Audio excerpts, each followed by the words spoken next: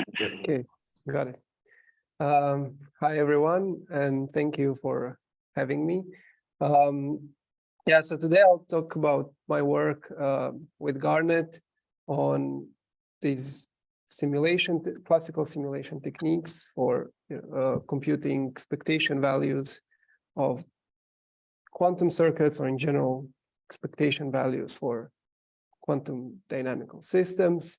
And this is really, I just want to acknowledge first the people. So the Clifford perturbation theory project was kind of started by Kasrav, who was a postdoc in our group, and I kind of took over that, and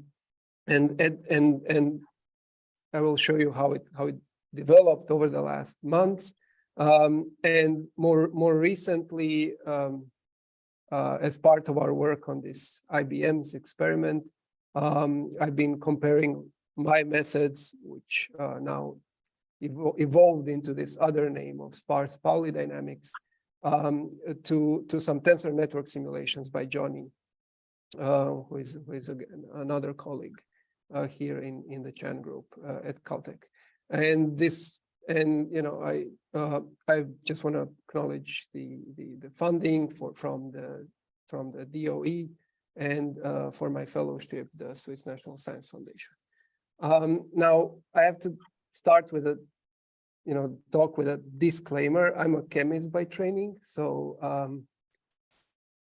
just be aware that I might not even understand your questions necessarily. My real focus is quantum dynamics of physical systems, dynamics of electrons in molecules, maybe vibrations of molecules or something like that.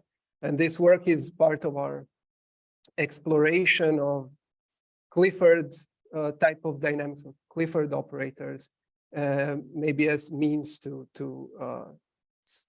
improve classical simulation techniques for those physical problems. And I will start with some preliminaries, just so that we're all on the same page. And then I will introduce Clifford perturbation theory and our work that was posted earlier. And then I will move to this IBM simulation that was posted on arXiv a bit more than a month ago. And finally, I will show you some unpublished results that we hope to finish soon, that are, let's say, a further improvement of our method. So I will be talking a lot about Pauli operators, and by that I will mean tensor products of single qubit Pauli matrices. And we know that two Pauli operators either commute or anti-commute, which is another thing that I will occasionally use. And I will be talking about Clifford operators. So Clifford operators have this property that they, if you apply a Clifford operator to a Pauli, you get another Pauli instead of some arbitrary sum of Paulis. Most of what I've been discussing in terms of gates are really Pauli rotation operators, which are exponentials of these possibly multi-qubit Pauli operators that are unitary, and they also have this property where we assume that p squared is strictly plus I, so they are Hermitian, and these exponentials are unitary operators. And then following all this, we have this relation that tells us that if we apply a Pauli rotation gate in this Heisenberg picture to another Pauli operator, that we will, if they commute, if P1 and P2 commute, then we just get a P2 out, so nothing happens to our observable in this case. And if they anti-commute, we get a sum of two Paulis. And this this sum really is what eventually, if we represent our operator as a sum of Pauli, eventually will lead to an exponential growth in the general case, because we will be adding more and more new Paulis over time. What is and of course we have this special case of Clifford operators when theta is an integer multiple of pi over 2, because in this case only one of these two terms survives, and so we are back at this relation, this equation.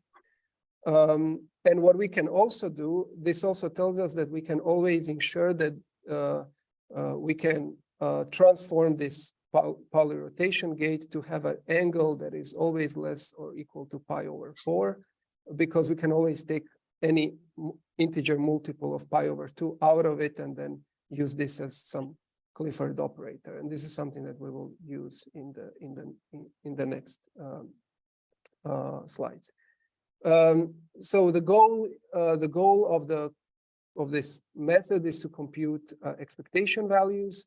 So given an operator, which is typically a sum of Pauli operators or even a single Pauli operator, we will apply gates. So some circuit that in the general case, we will consider Pauli rotation gates. And in between, we can have some arbitrary Clifford operators.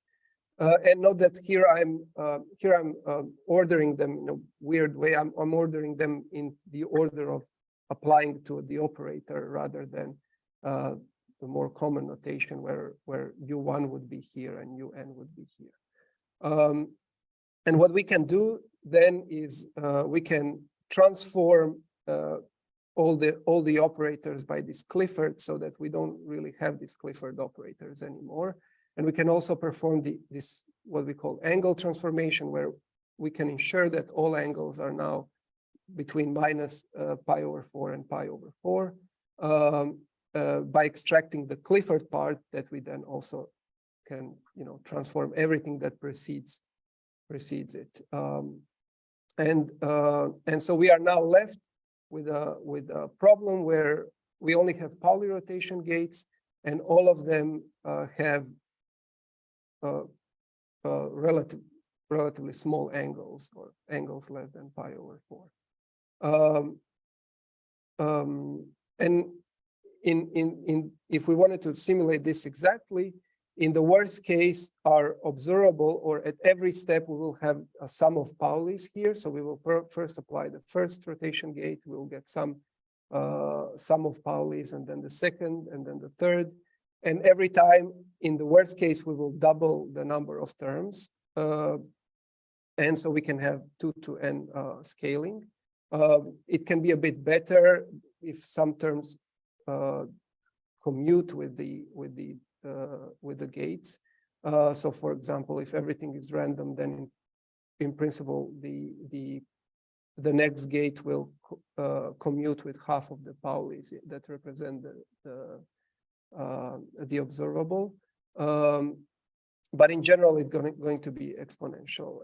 And so we wanted to try something that is in principle heuristic. So maybe not necessarily theoretically fully justified, but just to see how it behaves if we just truncate this sum in some empirical way and then study that numerically. And so in this perturbative approach, what we do is we observe that if we transform a Pauli operator, here O is now a Pauli operator, and this is a Pauli rotation gate, we get these two terms. And we see that the ratio between them is something like a tangent of theta, which means that this tangent of theta we can use as a perturbative parameter. We know that it's always going to be less or equal to 1 because theta is between minus pi over 4 or pi over 4. And so we can construct the following perturbation series where at every order k, we will only keep those terms that involve k multiplications by this sine term. And for the observable, this means that it is multiplied by k Pauli operators. And so we will now do the actual approximation. So this is just rewriting the full exponentially scaling sum. And we will just truncate it at some order with the hope that at higher orders, these terms for small angles will become smaller and smaller. And in principle, the cost is proportional to the number of Pauli terms generated up to that order k. So in practice, what this looks like is let's say we start with some observable O, and we want to apply the first gate. So we transform with U1. So we will get 2 Paulis. Then we apply the second gate, and let's assume that both of them, none of them commutes with the next gate. So we get 4 terms. And now, for example, the U3 can commute with some, but not the other terms. So we get, let's say, for these 2, we get 2 additional terms. In the exact approach, we would just be doing the whole sum. But in this approximate perturbation theory, we will keep track of what is the order of each term. So this will be 0th order because it just multiplied with cosine, but never multiplied by a sine. You can think of it as the number of arrows going to the right. So these 3 will be first order, then this one will be second order, and this one will be third order. And then if we, for example, say that we want to truncate at first order, we will only keep these terms, evaluate their expectation values, and never even compute these, because we know that those terms will be at least of second order. And we looked at this method. We studied it on 2 examples. One is this classical combinatorial problem E3-Lin2, which was used in several other papers as a problem where QAOA might be a useful algorithm, a quantum algorithm. And so we can formulate it as trying to maximize this cost function composed of these parameters D, which are just plus or minus 1, and these variables Z, which are plus or minus 1. And so the goal is to find the variables that maximize this cost function for a given D. And so the way to solve this with the QAOA is to replace it with a quantum problem where these Z's are now Z Pauli matrices. And we here consider a single layer ansatz for QAOA consisting of this Hadamard gate, a layer, the exponential of our cost function, which, because these all commute, is just a product of 3-qubit Pauli rotations, and this product of single qubit X rotations. And in general, the goal is to maximize this cost function as a function of these parameters beta and gamma, which correspond to the rotation angles for these gates. But our goal was just to test how the method works for the computation of the expectation value. So we took beta as pi/4, which was also studied in this work low rank stabilizer method. So beta, when we set beta to pi over 4, this means that these rotation gates are Clifford. And so the only non-Clifford gates are going to be these gates here, where we will let gamma to change. We will choose different gamma. And in general, the complexity of the problem is mostly defined by the number of sites or number of qubits, and the number d, which defines how many times for a given j, how many times zj appears in this sum. And so we took some so we took some parameters, n equals 50 qubits and d equals 4, for which we get 66 non-Clifford gates. And this is what the cost function will look like in the gamma range between 0 and 0.5 pi. And these results are very similar to those obtained in this paper. But what is, of course, so here is some timing comparison where, using Heisenberg picture, we can evaluate the expectation value very quickly, even with first order perturbation theory. While using sampling, it takes a much longer time. Of course, the point of sampling is not to compute expectation values. It is, in fact, well known that these expectation values can be computed much more efficiently. But it's just an illustration how the Heisenberg picture can help here. And the reason is really that only some of the gates anti-commute, don't commute with the observable. So in this case, it is up to 3d minus 1 plus 1, which is for this case, it's not that large. But what is still interesting is that already first order perturbation gives almost exact results, which means that all the higher order terms, of course, there are still many Paulis that we are not accounting for, but nevertheless, their contribution to the observable is 0, because in our case, we always look at the expectation value over the 0,0 state. So this means that they must be a Z-type Pauli operators, only consisting of Z or identity matrices. And so this is another result that illustrates that that we can, in some sense, get away with low orders. Here is this is we ran 100 runs for different instances of the problem with 50 qubits and different values of d, and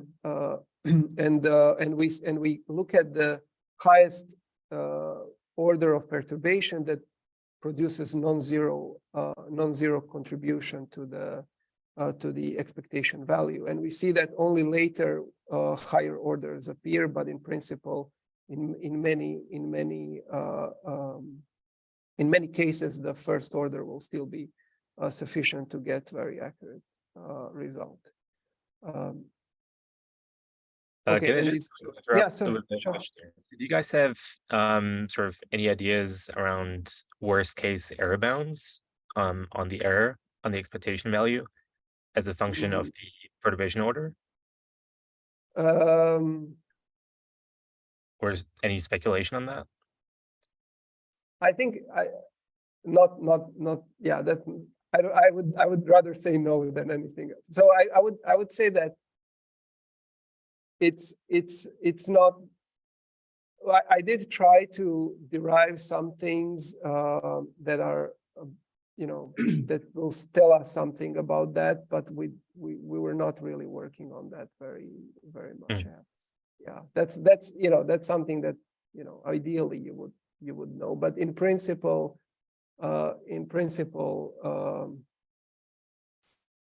it will depend a lot on the problem, and of course you can imagine you can imagine that there almost all contributions are zero at low orders, and then they appear only at high orders. And this is something that, you know, this is kind of a example of a problem where we would not, where the method would in principle fail, because it would look like it's converged to the zero value, but it might be something. Now, of course, the actual value might still be small in absolute terms, but that again depends on what the goals are, right? Are you interested in absolute, you know, accuracy or in some relative accuracy, right? And so, yeah. Okay, so this is something that you've mostly like heuristically explored Yeah. numerically. Yeah. This is really, yeah. Okay, cool. Thanks. Sorry, just another Yep. question. Just before you said that, like essentially that you sort of see that, or that there's a lot of like essentially ZI type terms, right? Given that the Yep.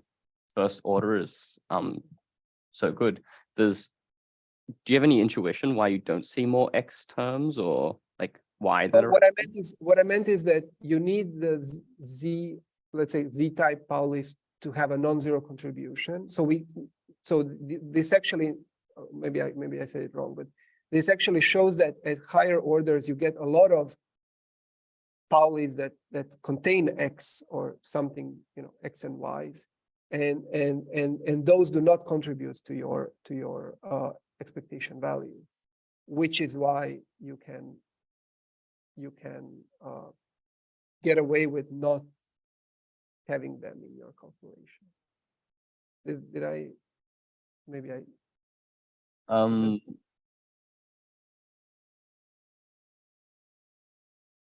Anything else do you want to? You made the comment on the previous slide as opposed to this one, I believe. oh, here? Okay, never mind. Well, it was definitely on slide 9. But so it's essentially because when you go to higher order, that's really when these terms start to prop up because of the anti-commutations. Oh, the other way around, sorry. Yeah, the other way. Yeah, that's what. Yeah. So, I mean, in this case, you can understand it in the sense that at first order, you will get the main first contribution.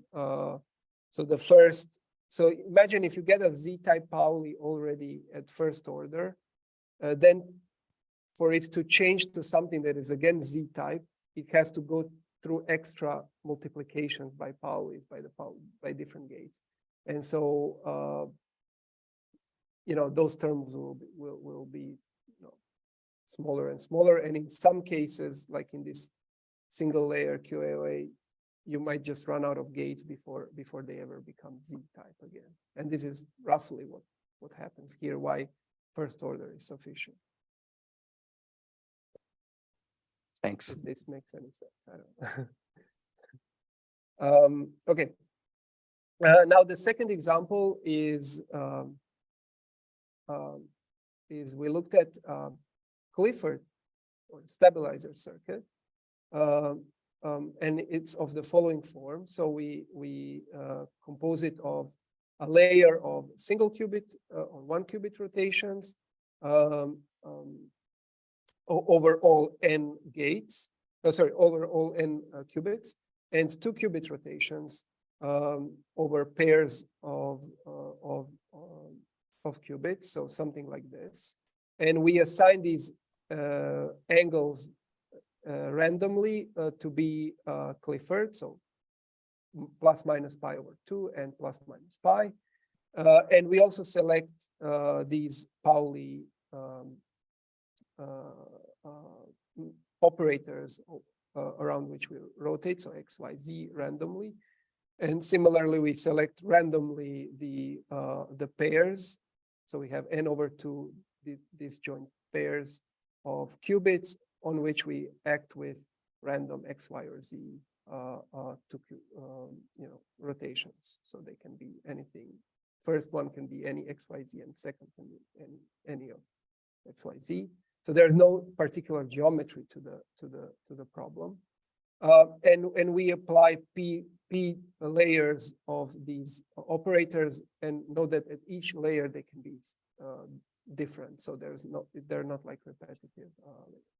But of course, because this is all Clifford, this can be simulated exactly, and our method would do that automatically already in that pre-processing step where we resolve all the Clifford operators. But so now our interest is to add a small shift from these Clifford angles. So we will introduce an error, although of course true coherent errors appear, and they can affect different gates by different amount.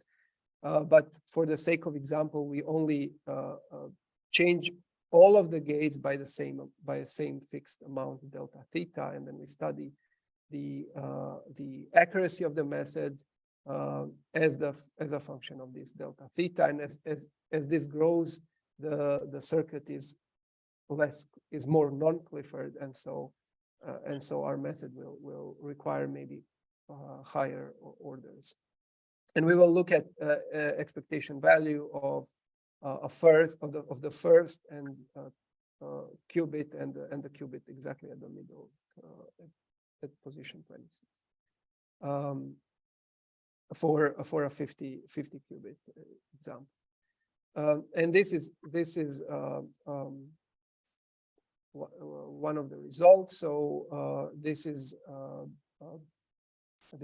the dependence of the expectation value as a function of delta theta for different orders, perturbation orders, and we see that beyond order 6, all values just overlap. Although the exact value, as you can see here, is only reached at order 12.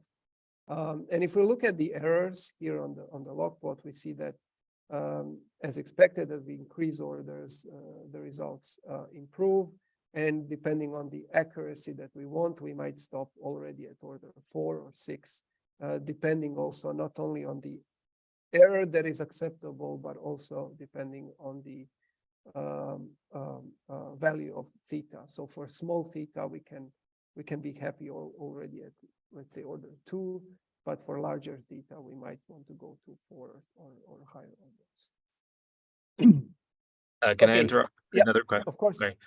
So one thing I found quite interesting on the left plot here is that for a given delta theta, if you look at the lower perturbation orders 3 and 4, they both combine give you both an upper and a lower bound on what seems to be converging to the true value.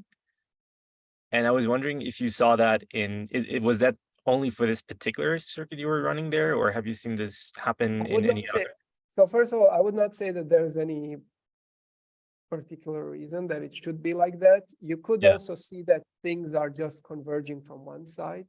From some limited experience with perturbation theory, from physics and from real-time dynamics, it actually tends to have this like bumpy conversion, which this is actually not the nicest property. Numerically, you would rather have something that is just smoothly converging to rather than giving you, rather than going up and down around your result.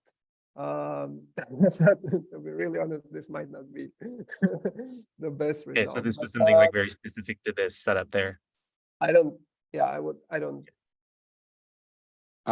guess I was going to ask a similar question on this point. So it's not related at all to like the fact that because the obviously at odd orders, right, it seems to under predict, whereas there's only one real even order here. Yeah, there's only one. But is that related to the anti-commutation of the? Oh, so there is absolutely, there is a relation to even and odd orders. That is actually something that can be seen. So you can think of it as when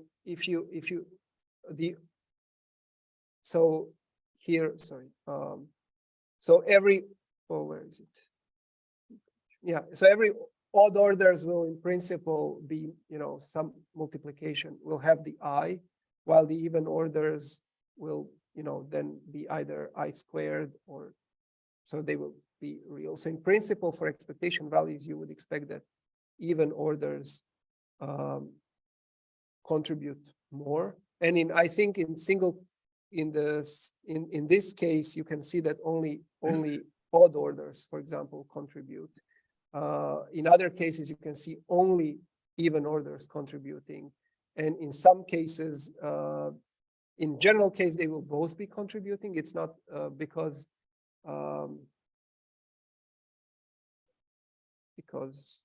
you would have to write it down. But in principle, both can contribute, but they might not contribute equally. So it's true that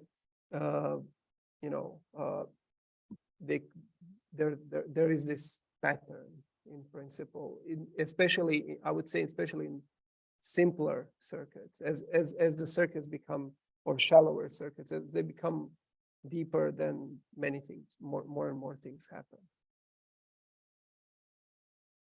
Did I answer it? Yeah. Yeah. Okay. And I just wanted to show you that. So this is the number of Paulis. So I'm showing on the left just the number of Paulis per order that appear per order, and then the cumulative, like the total number of Paulis up to order K.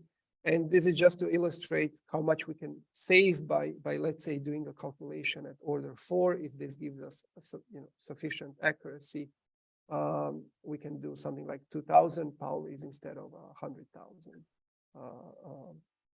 Instead of 100,000 Paulis.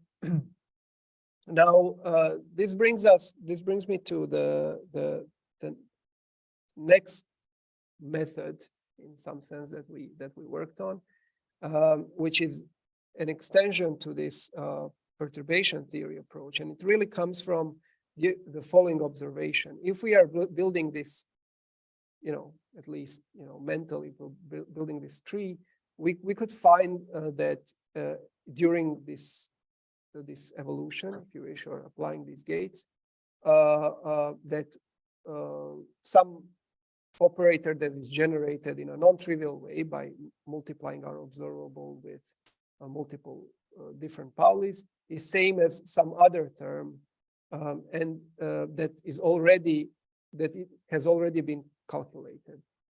And so if we just continued, doing this naively, we would for next gates we would have to propagate both this one and this one separately, which would be a waste. And so instead, what we should do is just add this coefficient to this one and then just keep one of them. And this is not how the original perturbation theory approach was formulated, because there we explicitly followed the order of each Pauli. So this one would be a third order, this one would be 0, so this one would be discarded in the original method. This especially becomes problematic if we are interested in circuits that are composed of some kind of repetitive structure. So one or two layers that just keep repeated, because then there will be same Paulis which will eventually just cancel out and give us something that has already been calculated. So this method takes advantage of this fact, and it can be formulated as follows. So instead of now computing these by some just depth first search, by just reaching these leaves one by one, we store the observable at every step k. So after applying k gates, as a sum of Pauli operators, where we keep only Paulis that are used to describe the observable, so we don't keep a lot of zero coefficients. And this set of Paulis I will call it pk, and the coefficients some complex coefficients are a at step k. And if we want to apply now the gate, how we can do it if we want to do it exactly, what we would do is we would find a set of Paulis in this sum, in this set that do not commute with the gate. So this will be our new set of A as in anti-commuting Paulis, because they will be anti-commuting with sigma. Then we compute sigma dot p as a new Pauli that might have to be added to this sum. If it's already there, we don't have to add it, but otherwise we add it and initialize its coefficient to 0, and then we could, update all the coefficients based on this simple equation. But of course, this would lead still to a very large number of Pauli. So what we will want to do is some approximation. And so inspired by our perturbation approach, what we will do is we will use a perturbation-based truncation, which does the following. So we will assign a perturbation order to each Pauli when it's created for the first time. So this assumes that all of these are unique, different Paulis. But suppose that this one is same as some Pauli that already exists, then it will not be assigned an order 3. It will just be added to the existing one. And because of this, now we can resum at least part of the terms that are otherwise discarded in the purely perturbation theory approach. And we will go up to some order, meaning that if we say the order is that we keep only order 1 terms, then we will discard this one because it was only created at second order, and so its coefficients will be in principle smaller than those of these other ones, because these are multiplied by more sine functions rather than cosine and sine, and theta is assumed to be small. And this takes us to this problem. Sorry, can I just ask a question about the last slide? I got a bit confused about the parameter k. K is just the lowercase. Yeah. It's just this just means that k. This is just like a step. So it's just the number of gates that we applied. So okay. This is at step k, and compute coefficient at k plus 1, and also pk. Sorry, the set pk at k plus 1. Sorry, p at pk plus 1 will be pk plus all these new Paulis. Yeah. Okay. If they satisfy the criterion that they will be added. Of course, by the way, we don't really, of course, we don't add everything and then truncate the sum. We of course don't ever add things if they're going to be discarded. So it's yeah. Cool. Thanks. Yep. And so here the problem is fairly straightforward. We have X rotation gates, and there is the n qubit number of X rotation gates, and then the 2 qubit rotation gates around Zj, Zk, where J and K are neighbors on this heavy hexagon lattice of the IBM's quantum processor, and we are computing different observables. In this case, they will all be just Pauli operators. So after applying this circuit with m steps. And so, as you can see, this problem really fits the method that we developed. And the first goal of this work was really just to solve this problem to a similar accuracy as the quantum simulation. And this is what we then posted on archive. So here the the exact simulation was available for these three examples. Those are these observables. So MZ is the average of all Zj, where J runs over all qubits. So those are basically a sum of single Pauli expectation values. Then there are these weight 10 and weight 17 observables. After 5 steps, so m equals 5 in the previous equation, and they can be solved exactly, and we can compare our simulations with sparse Pauli dynamics to the quantum and the MPS simulations. And what is nice about this method is that it in principle is guaranteed to be exact in the limit when the angles are Clifford, so at 0 and pi over 2. So at least it will not suffer from same problems as some other methods, like the MPS in this example. And we also see that for the examples that are not exactly solvable, we get something that is within, largely within the error bars of the quantum simulation. But obviously this method is not super accurate. Even in this exactly solvable examples, you can see some disagreement with the exact solution.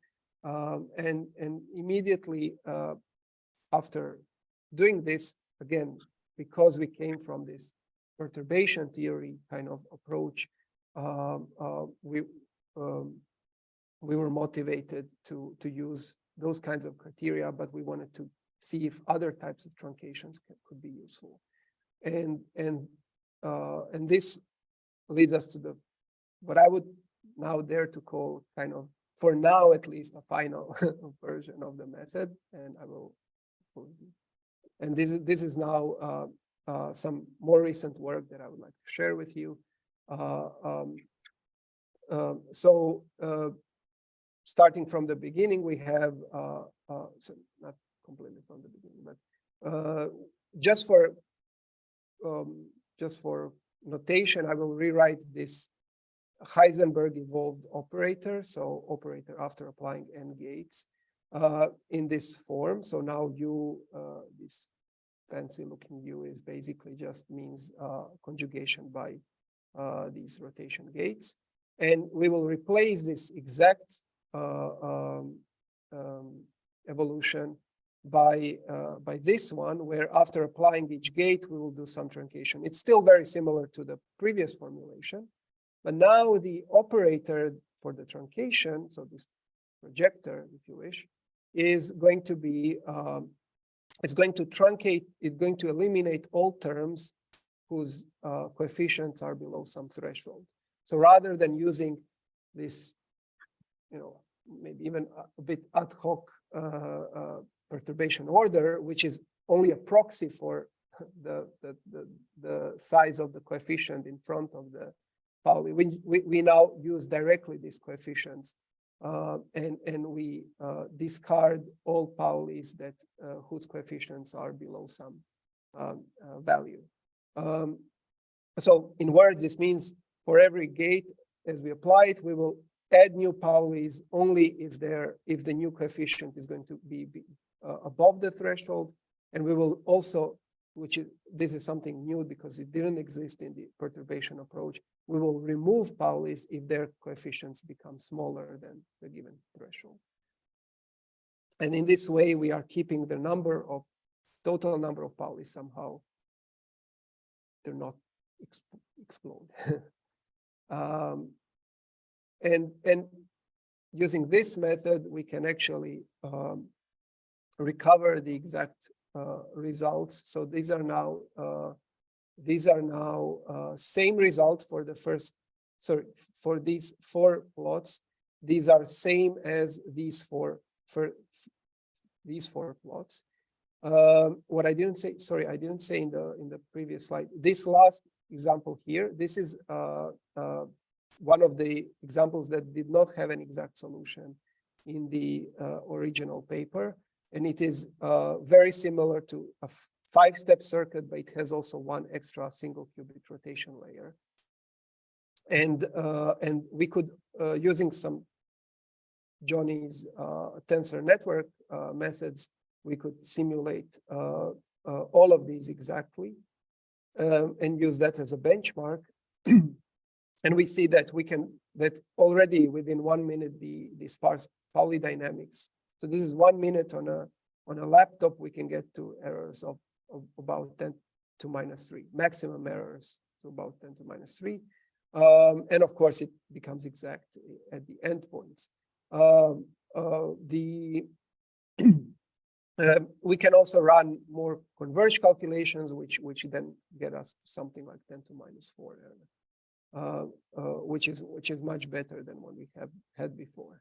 Now, the really difficult example is the final one, which involves 20 steps for the one for this observable Z62, where this is just an index on the lattice, and just to compare to something exact, we also simulated this at 9 steps, where we could also compute some exact result using these tensor network methods. Here we don't have an exact benchmark, but we are quite confident that another tensor network method of Johnny's is very well converged. And we can see that the sparse Pauli dynamics agrees with it quite well. And these results indicate that, yes, the quantum simulation is actually quite accurate. There is some discrepancy on this point, and the largest discrepancy is really on this one, which is around 0.6. Which is at 0.6. Now, naturally, there is a question of convergence, and we looked at the convergence of our method with respect to the threshold. So note that all of these numbers are are basically, the thresholds are 1,000 times smaller than these. And what we see is this non-monotonic trend, similar to what was observed for the MPO simulation. So those are Heisenberg evolved tensor net or matrix product operator simulations. And we see this similar trend where, things start to go down and then they go up. Still, these results in the low threshold region look like they could be, extrapolated based on the last few points. At least if we look at the convergence with respect to the threshold. However, we also wanted to look at some common metric with other methods, like with tensor network methods. So we looked at the norm of the operator as some kind of metric of fidelity. So the norm of the operator, we're using this Frobenius norm, which in our case, in the Pauli representation, is just the norm of the coefficient vector. And then when you plot that, then the results don't really look that converged. As you can see, there are these, they still look like they are going up, even though we know that they are already close to the actual solution. So we would need to push the calculations further, which is at the moment not feasible. These are already quite, relatively expensive calculations. And final point before I close is that one of the difficulty with Heisenberg picture is that when we're evolving operators, the Hilbert space of operators is something like 4 to power n, and we see this kind of appearing in when we look at the number of Paulis as a function of the threshold, and we see that it scales as 1 over threshold squared. while the number of Paulis that we actually care about, which are the Z-type Paulis, which contribute to our expectation value, is only 1 over the threshold. So it's basically we are computing a lot of things that we don't really directly care about. And this is why, this might be also the reason why we see this non-monotonic convergence, whereas wave function methods tend to, in principle, have much smoother convergence because, as we simply add more content or better describe them more accurately, they will, most of it or big part of it will eventually contribute to the expectation value. And with this, I can just summarize that I introduced some approximate methods for computing expectation values of quantum circuits, and that for Clifford perturbation theory, we find that there are cases in which we can get away with low perturbation orders, and just having a method like that allows us to sometimes, just numerically try to approach the exact result through numerical convergence. And sparse Pauli dynamics seems to be performing very well in systems where the operator can be described with some small number of Paulis, and eventually the things become more difficult. But one nice thing about it is that it does not rely on any kind of lattice geometry of the problem, which can be one of the problems for tensor network methods. And with this, I would like to thank you for your attention. Thank you.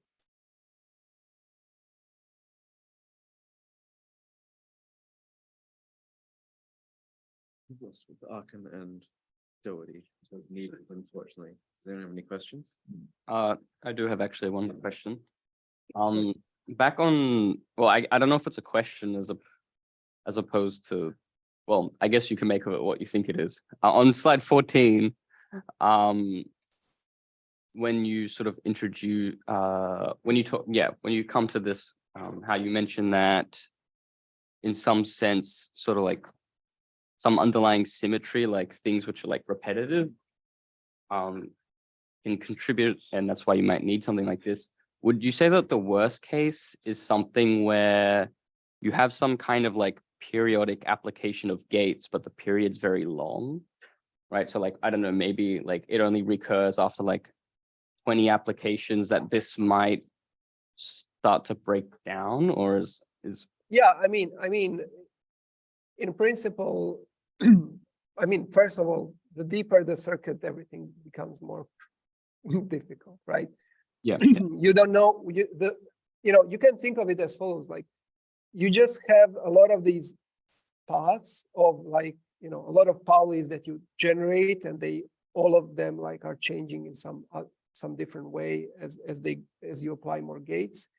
But you have no idea which of those you really care about and which are just, in terms of computing expectation values, just junk, right? And exactly, so in the case that you mentioned, yes, you would have to keep many Paulis before you know whether some of them will recur into something that is actually useful, like a Z Pauli that will eventually contribute to your expectation value. Okay, cool. Thanks. Yeah, so this is really one of the difficulties with these methods, because it seems like you should be able to even do less work, but and don't get me wrong, many numerical methods have the same problem. Tensor network methods just holding a lot of things in principle, but they can leverage some other, and in the end they can just put things into very efficient operations on computers, and that's where they really gain a lot. Here, for example, for comparison, just in terms of coding, this method does involve juggling things, and it's not just matrix operations in some sense, right? It involves looking for a Pauli, whether it's in your set, and then adding it to the set, and all these little extra operations. So the representation seems to be maybe more efficient, but there is still the efficiency. There's still like computational efficiency that is questionable. That must be compared to competing methods. So I also wanted to ask about the comparison between the first approach with this truncation order K and the sparse polydynamics approach. So have you tried both of them for the IBM simulation, and how did they compare? When you say you mean really like the purely perturbation theory approach? Yeah, just like the purely perturbative one. Kind of methods. Yeah. So basically, the perturbation theory also works well for these examples, for the more sharp examples. But here there are some cases it starts to do this very non-monotonic kind of behavior where it's just like jumping up and down, and so you get some contributions that are not at one order you go up, and then in another you go down. And so definitely, and this is really this really is a consequence of, first of all, we're simulating not necessarily a small angles. So for small angles, it was still working fine, but we're also trying to access even these most non-Clifford angles. Second, the circuit is really much deeper, right? So there are so many gates, and eventually this is what kind of makes it worse for that method. Yeah. So really storing and keeping your representation of the observable really helps in this case. Yeah. Yeah, I see. Thanks. Because you basically in some sense you resum all of these small terms that give you this bumpy perturbation theory of behavior. And this is really, I would say, this is not unusual for time-dependent perturbation theory in general. That it has this kind of behavior. Yeah. But it was I think it's interesting because it was kind of the driving force that eventually led us to these other methods. So it's kind of interesting to see how.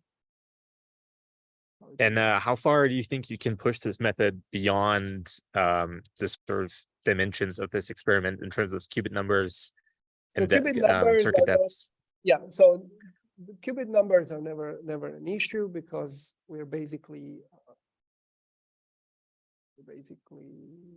linear in the qubit numbers, right? So all you need to be able to is represent the Pauli, so that's linear, and you have to, any operation is just linear on the number of qubits. But of course, in many cases, number of qubits implies also the circuit depth, so that's different. But if we keep those separate, qubit numbers are not the problem, and depth is really the whole problem in some sense. And so I don't really know. One issue at the moment is that this is all not a very efficient implementation. I can say this in people. So it's really just like a Python code that does all these calculations. But to really make it competitive, it must be a reasonably efficient implementation to really talk about what this method could do. There's it's an order of magnitude probably slower than it should be. But order of a factor of 10 is not much in this field when things are scaling horribly. So problems become exponentially more difficult. So this would allow us Okay, so you're a lucky experiment. So this could allow us a few more points. Hell a lot of it. Sorry, I couldn't hear you. Can you repeat?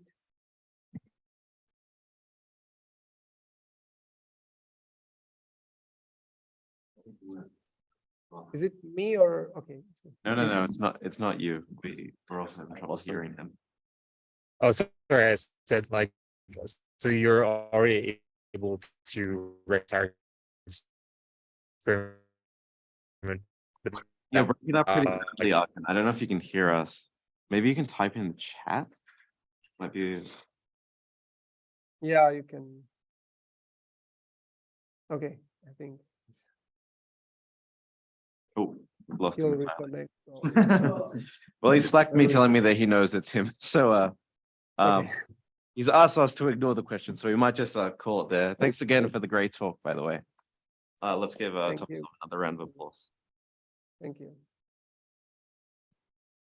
Sorry, Arkin, we lost.